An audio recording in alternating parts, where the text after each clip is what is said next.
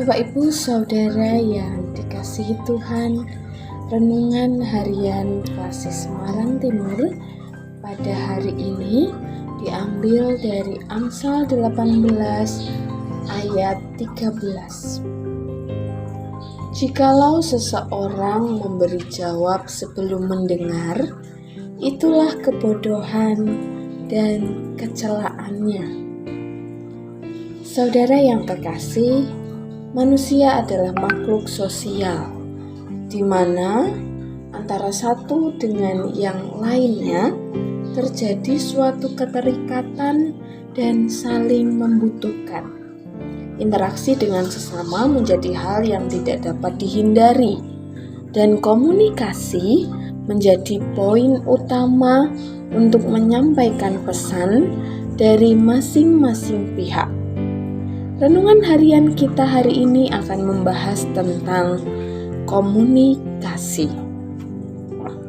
Menurut KBBI, komunikasi adalah pengiriman dan penerimaan pesan atau berita antara dua orang atau lebih, sehingga pesan yang dimaksud dapat dipahami.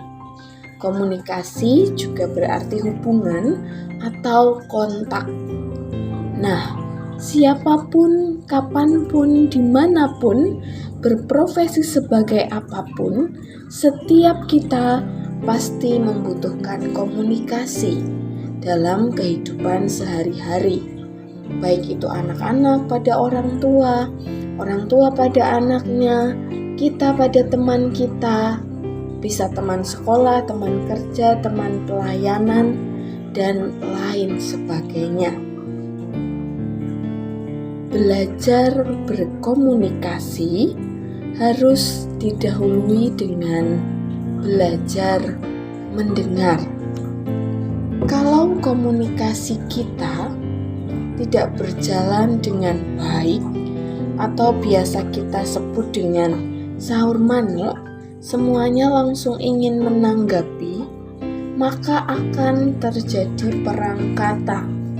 Belum lagi ketika dibumbui dengan nada bicara yang tinggi. Kemampuan berkomunikasi yang baik juga ditunjukkan dengan kemampuan mendengarkan yang baik. Pernahkah kita melihat orang yang berkomunikasi tetapi keduanya tidak mau saling mendengar, justru saling berbantah, saling membentak, atau malah saling menghakimi? Nah, coba kita perhatikan Amsal 18 ayat 13. Jikalau seseorang memberi jawab sebelum mendengar, itulah kebodohan dan kecelaannya. Alkitab kita jelas mengatakan hal tersebut. Jika kita menjawab orang yang sedang berbicara sebelum kita mendengarkan dia, maka kita dapat disebut sebagai orang yang bodoh. Saya yakin dan percaya kita semua tidak mau disebut sebagai orang yang bodoh, kan? Nah, jika kita tidak mau disebut sebagai orang bodoh, maka kita harus belajar untuk mendengarkan orang lain. Mendengarkan dengan baik ditunjukkan dengan memperhatikan lawan bicara kita, tidak menghakimi atau langsung menjawab, menanggapi dengan senyum, dengan tatapan mata yang baik, dan juga tidak bermain smartphone ketika ada orang yang sedang berbicara pada kita.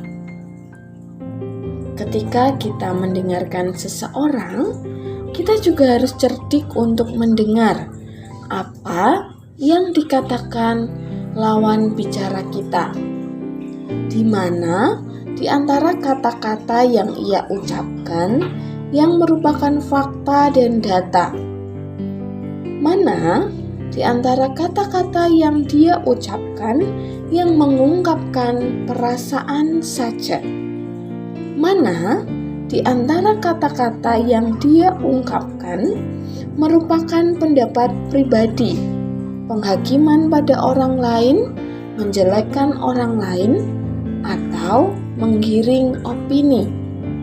Nah, ternyata mendengarkan bukan hal yang gampang untuk dilakukan dan harus selalu dilatih. Jadi mari kita belajar kembali untuk mendengarkan orang lain dalam kehidupan sehari-hari. Tuhan Yesus memberkati.